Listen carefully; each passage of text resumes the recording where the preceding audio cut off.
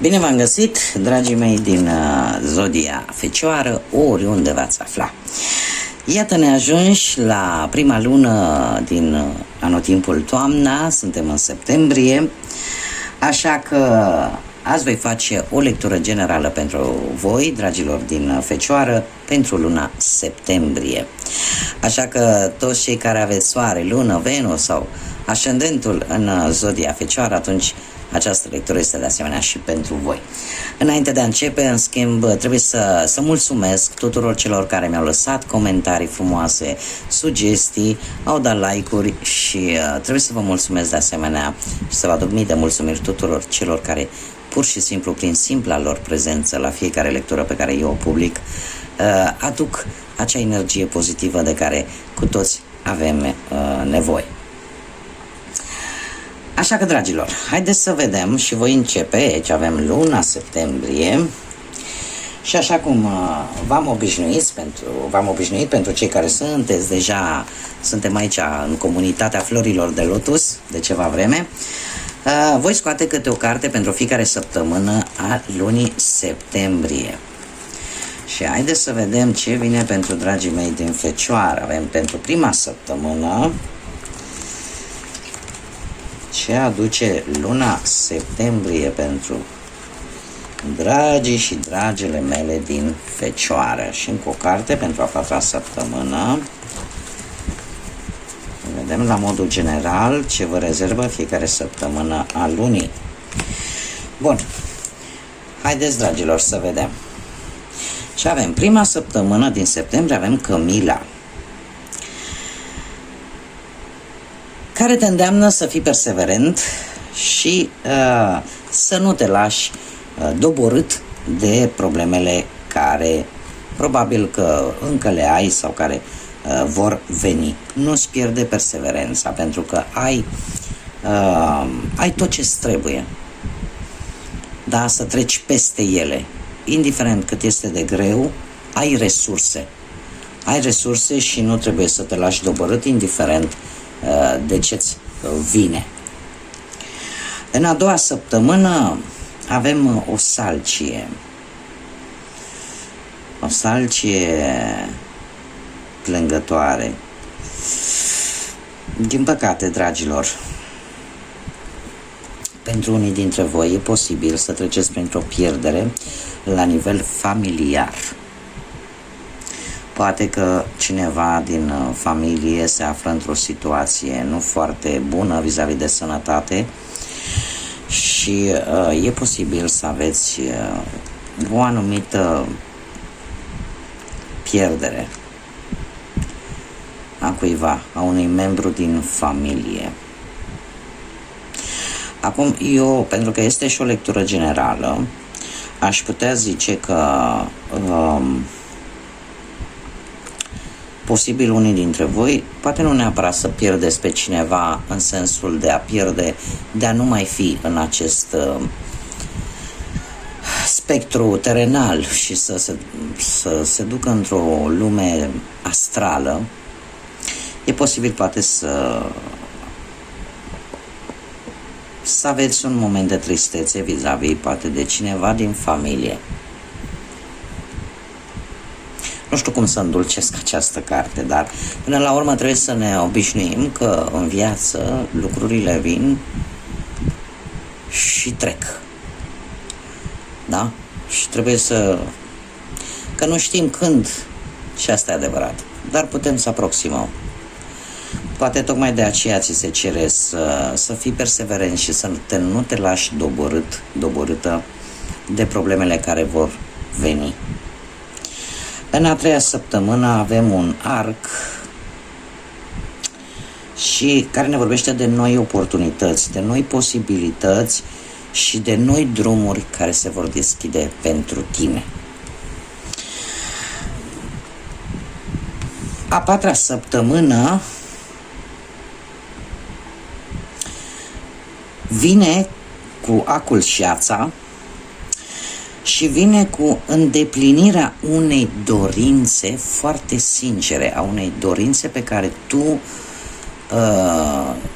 poate să ai dorit-o de multă vreme sau poate că chiar dacă nu e de multă vreme această dorință, e o dorință pe care ți-ai pus-o într-un mod foarte sincer, da? Fără un pic, aș zice, altruist, poate. O dorință altruistă. Poate să fie bine cuiva. Posibil și acest lucru. Dar o dorință în a patra săptămână din luna lui septembrie se va îndeplini. Da? Poate că, nu știu, se va reface o anumită relație. E ceva ce tu ai cerut cu toată sinceritatea. Haideți să vedem energia generală pentru voi, dragilor, din Fecioară pentru luna septembrie. Ia să vedem ce energie avem. Natură. Câteodată, toți simțim necesitatea de a ieși afară. Respira acest aer curat și adu-ți aminte cine ești și unde vrei să fii. Este o carte care spune că te îndeamnă ca în momentele tale de singurătate, în momentele tale de durere, în momentele tale de introspecție, poate sufletească, ar trebui să iei acea conexiune cu natura. Ești un semn de pământ care are o legătură specială cu pământul, cu natura. Ieși de-a lungul acestei luni, septembrie, poate ar fi indicat să ieși în mijlocul naturii, să te conectezi cu plantele, cu arborii, cu apa, cu pământul. Eu aș mai da un sfat pentru cei, desigur, care vor să-l urmeze. În momentul în care simțiți că sunteți epuizați, în momentul în care simțiți că sunteți fără energie, găsiți-vă un loc în care să mergeți desculți, să luați direct contact cu pământul, cu această energie pe care o dă pământul. Sau poate căutați acele locuri care pe voi vă liniștesc, care pe voi vă aduc acea liniște interioară și simțiți efectiv cum vă reîncărcați bateriile. Haideți să vedem ce ne spune și tarotul. Și am ales pentru această lună acest tarot pastoral, un tarot special și o să vedeți de ce. Și să vedem ce mesaje, sfaturi, energii vin pentru dragii mei din Fecioară în luna lui septembrie.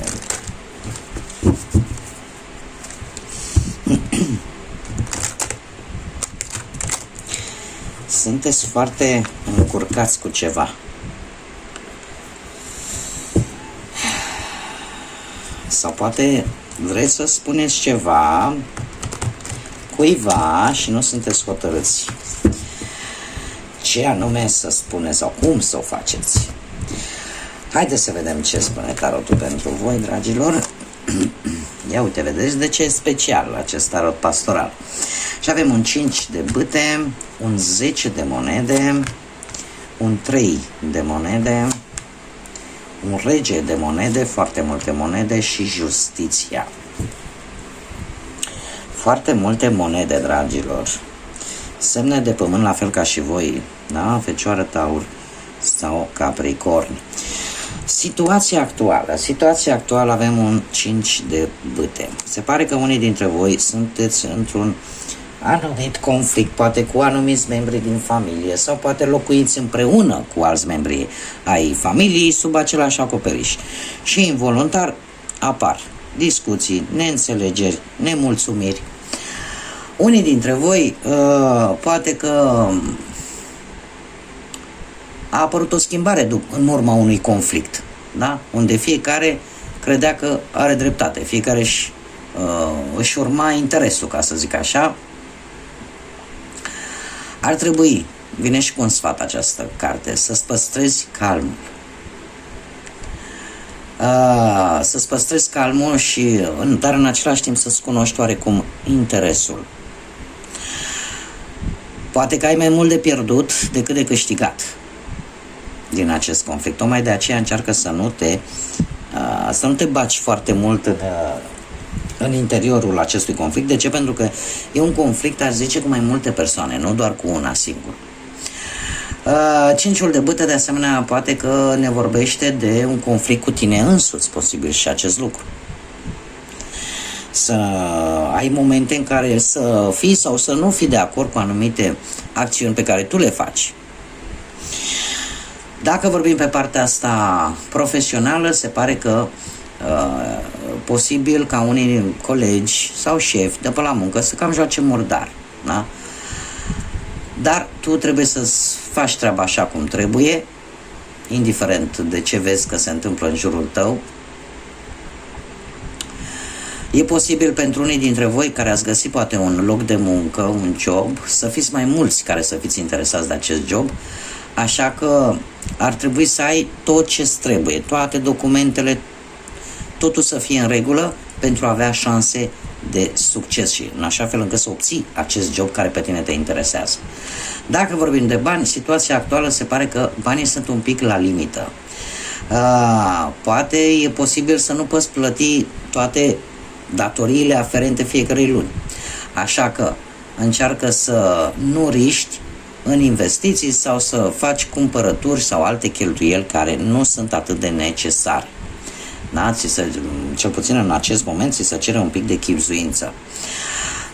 Dacă vorbim de dragoste, unii dintre voi, cum bine am spus, posibil să apară anumite tensiuni, anumite conflicte, dar de multe ori acestea să vină din cauza altor persoane din exterior, mai ales pentru cei care sunteți în relație, așa că trebuie să-ți păstrezi cât poți de mult calmul. Da? Ca relația ta să nu fie afectată tocmai din cauza altor persoane care sunt involucrate. Dacă sunteți singurei, situația actuală vine cam cu același lucru, da? Sunt și alții interesați, poate în aceeași persoană în care ești tu interesat, așa că ar trebui să cum ar veni să lupți un pic pentru persoana de interes, pentru persoana care pe tine te interesează. Bun, acum haideți să trecem la luna lui septembrie. Pe partea profesională, pe partea muncii, avem un 10 de monede, care despre ce ne vorbește? Despre posibil un progres. Ori ți va crește, mai pune ceva bănuți la salariu, ori poate te muți într-un loc care va aduce îmbunătățiri atât profesionale, dar și materiale, sau poate te muți într-un nu știu cum să zic eu, într-un loc în care vei obține un post mai bun decât cel pe care l-ai avut înainte. Așa că nu trebuie să fii dezamăgit, nu trebuie să-ți pierzi speranța, da? 10 de monede, în sine, cartea în sine ne vorbește de moșteniri, de stabilitate, chiar dacă poate voi v-ați gândit la lucrul ăsta și înainte, se pare că va veni momentul de-a lungul lunii lui septembrie în care lucrurile din punct de vedere profesional se vor rezolva și va veni și cu ceva bănuți în plus, cu o îmbunătățire din punct de vedere material. Acum, strict pe partea asta materială a bănuților, avem un 3 de monede. Un 3 de monede care ne vorbește de recompense pentru munca depusă, dragilor. Ori vei primi un bonus, ori ceva bănuți în plus vor veni, dar care vor fi, cum bine am văzut, strict legați de partea asta profesională. Așa că banii nu vor lipsi de-a lungul lunii lui septembrie. În dragoste avem un rege de monede. Un rege de monede, zodii de pământ, la fel ca și voi, Taur, Fecioară sau Capricorn. Se pare că este cineva foarte sigur pe el, cineva foarte ambițios, cineva care în general, poate voi sunteți, da? Puteți foarte bine să fiți voi, cumva să încerci să ghidezi și pe alții, dar cu ajutorul cumva al banilor. Dacă nu vorbim de voi și vorbim de o altă persoană, e cineva care are o situație materială destul de bună și care te poate ajuta cu o problemă. Da? Eu aș spune că pe partea asta amoroasă, pentru a rezolva o anumită problemă de relație, posibil cu altă zodie de pământ, ca și tine, cum am mai spus, poate să fie Taur sau Capricorn, ar trebui să, cum să spun, să vezi lucrurile într-o manieră foarte cinstită, foarte onestă, pentru a rezolva o problemă vis-a-vis de relația ta. De ce? Pentru că e posibil unii dintre voi să fi început aceste situații un pic negative în relație datorită lipsei banilor.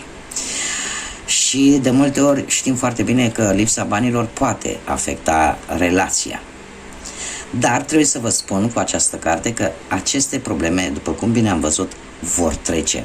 Așa că poate ar trebui, așa cum bine am mai spus, să vezi cu onestitate în ce fel se poate rezolva această problemă de relație. Da? Dar cum? Nici nu știu cum să mă explic ca să mă înțelegeți mai bine. Știți când, vă dau un exemplu, știți când mergem la preot, nu? Și ne cununăm și spune, Doamne, la bine și la rău să fie acolo sprijin unul pentru celălalt, da? Ar trebui poate să încercați ca lipsa banilor să nu vă afecteze relația. Pentru că lucrurile astea vin și trec. În momentul în care poate azi avem prea mult și mâine putem să nu avem deloc. Dar asta, atâta timp cât există înțelegere, cât există iubire, lucrurile astea se pot trece peste ele, pentru că unul poate veni cu o idee mai bună sau poate veni ca un suport pentru celălalt să-l ajute. De fapt, cam aici se reduce o adevărată relație de cuplu, cel puțin din punctul meu de vedere. Cei singurei în luna lui septembrie se pare că vor avea un moment de cumpănă. De ce? Pentru că vor avea impresia probabil că a fi tu însuți este o problemă. Trebuie să înțelegi cumva, dragă persoană din Fecioară, că nu poți să placi tuturora. Chiar dacă oamenii nu te acceptă sau toată lumea nu te acceptă fix așa cum ești tu, trebuie să-ți păstrezi acea integritate și trebuie să fii tu însuți. Da? Pentru că poate apărea în viața ta, există șanse să apară cineva în viața ta, cineva cu o situație materială destul de bună și care poate vrea să te vadă fix așa cum ești tu. Da? Atât cu bune cât și cu rele. Da? Așa că nu-ți pierde originalitatea, cel puțin pentru cei care sunteți singuri și pe partea asta amoroasă.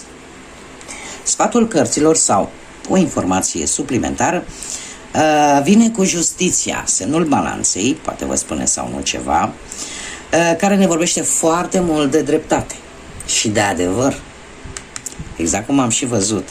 Am aici o frază care îmi spune: ia ceea ce ai nevoie și plătești atunci când tu poți. Și aici avem o masă cu legume, fructe și flori, dar în același timp avem și această frază atât de interesantă, în care fiecare se poate servi de ce aici și să plătească atunci când pot, dar să plătească.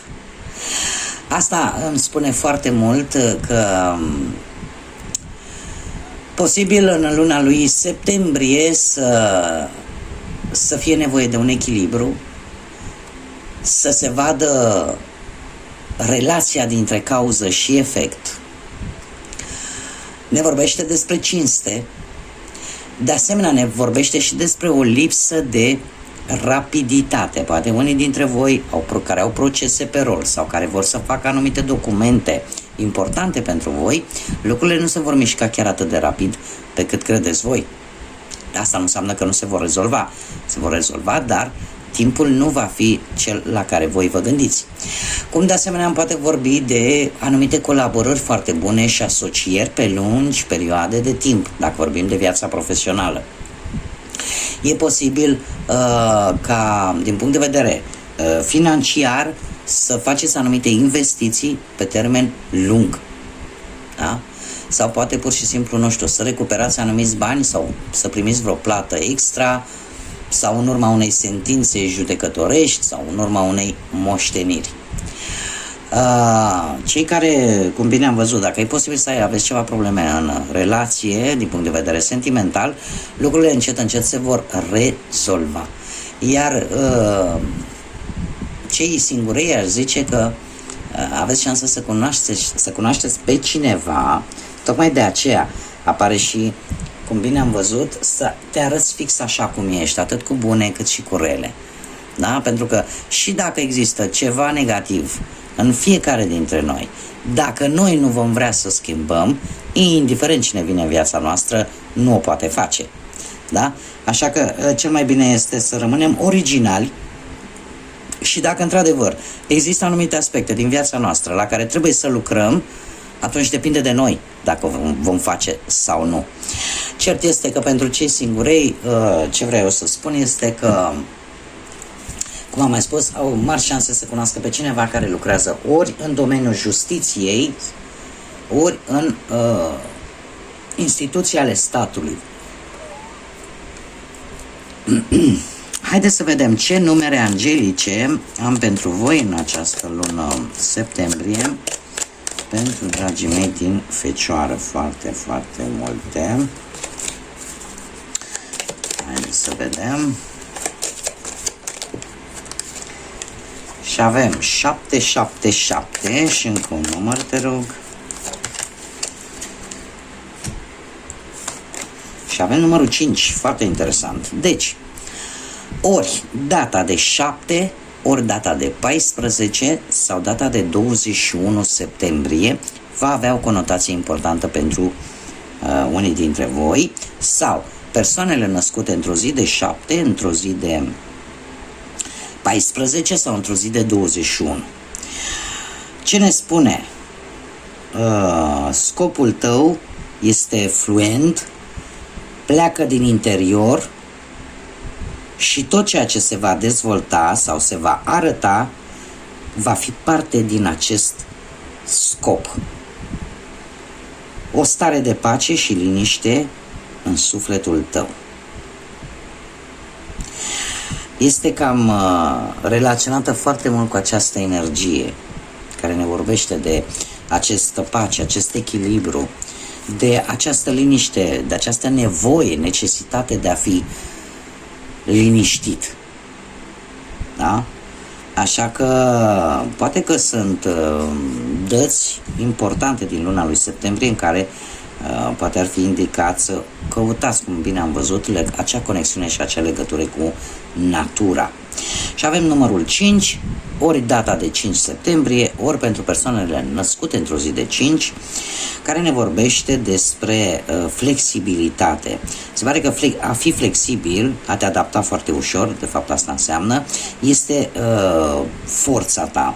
Atunci când viața ta se schimbă, tu te poți adapta foarte ușor la noile circumstanțe și vei găsi emoția într-o schimbare neașteptată. Așa că fii curajos, curajoasă, fii isteț, isteață în eforturile tale. Și mai jos îmi pune, sunt adaptabil. Cum bine am văzut, și aici avem în a treia săptămână din septembrie, că vin noi oportunități, noi șanse și noi drumuri care ți se deschid. Haideți să vedem ce spirit animal te va însoți de-a lungul lunii lui septembrie.